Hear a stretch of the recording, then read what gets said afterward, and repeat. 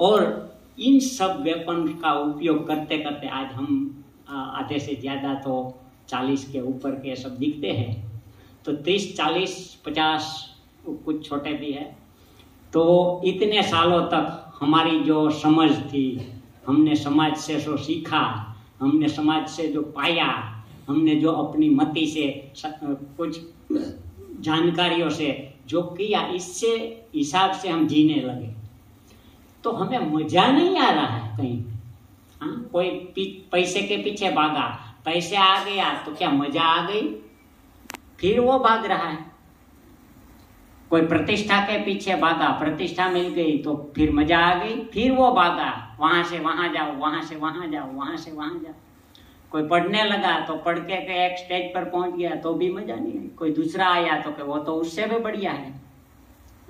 हम पैदल चलते थे, साइकिल आ गई, कार आ गई, फिर हम बस मजा आ गया, तो फिर दूसरा कोई आया और हेलीकॉप्टर से लैंड किया तो हमें फिर हमारी मजा गायब हो गई। लेकिन ये है क्या, मजा क्यों चली जाती है सब, ऐसा कुछ तो सोचते नहीं।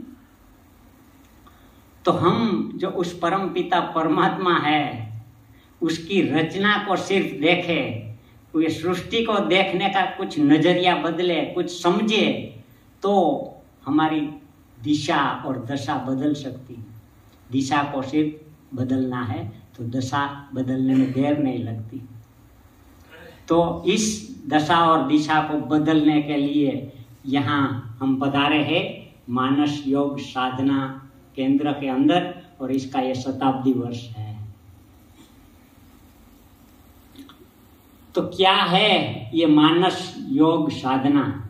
कल भी थोड़ा आदरणीय श्यामा दीदी ने बताया था।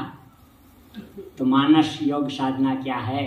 तो 3 शब्द है, मानस, योग और साधना। तो मानस क्या है? कल भी बताया था कि रामचरितमानस, भगवान ने जिस ड्रामा को तैयार किया और अपने हृदय में रखा कि ऐसा कुछ ऐसे कैरेक्टर जो अपने दिल में रखे और उचित समय सती को सुनाए कि ये पृथ्वीवासियों के लिए कल्याण के लिए है, उसके कल्याण के लिए। तो समझो, जो जिसका क्रिएटर खुद भगवान है तो उसकी रचना कैसी होगी? तो ये मानस है, वो भगवान ने खुद इमेजिनेशन किया है और इसके बाद पहले कथा लिखी गई, इसके बाद वो चरित्र इस धरती पर आया। इसकी कंट्रोवर्सी पे ना जाए, कोई कहता है ये कथा है, कोई वो है। हम तो ये कहेंगे कि हजारों वर्ष पहले जो कैरेक्टर्स, जो कथा, जो चरित्र होकर चले गए, इसमें कुछ ऐसा खास क्या था कि आज हजारों वर्ष के बाद भी समग्र जनमानस के ऊपर वो राज कर रहे हैं। आज भी थोड़े बहुत कुछ जाने अनजाने में जब भी हम कहीं बाहर जाते हैं तो वो चरित्र हमारे सामने टकराते हैं। हम किसी से मिलते हैं, भैया राम राम, राम को जाने या ना जाने, भैया राम राम।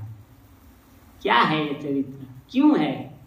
तो रामचरितमानस एक ड्रामा है कि जिसका हर किरदार, जिसका हर चरित्र हमें कुछ उच्चतम कक्षा तक पहुंचने के लिए प्रेरित करता है। वैसे उत्तम चरित्र हमारे जीवन को चलित कौन करता है? 3 बातें करती है, एक व्यक्ति, एक वस्तु और एक परिस्थिति। व्यक्ति, वस्तु और परिस्थिति, इसके सामने आकर मानव चलित हो जाता है। तो ये कुछ ऐसे चरित्र है जिसमें वस्तु, व्यक्ति और परिस्थितियां अनुकूल ना हो तो भी मानव चलित नहीं हुआ। ऐसे चरित्र हमारे जीवन में। कोई व्यक्ति आता है, अच्छा लगता है तो हमें मजा आता है, किसी से खटपट हो जाती है तो मजा नहीं आता है। कोई वस्तु मिल जाती है तो थोड़ा आनंद आ जाता है, कोई वस्तु चली जाती है तो आनंद चला जाता है। हमारे पास ना हो और दूसरे के पास आ जाती है तो बड़ा भी दुख होता है।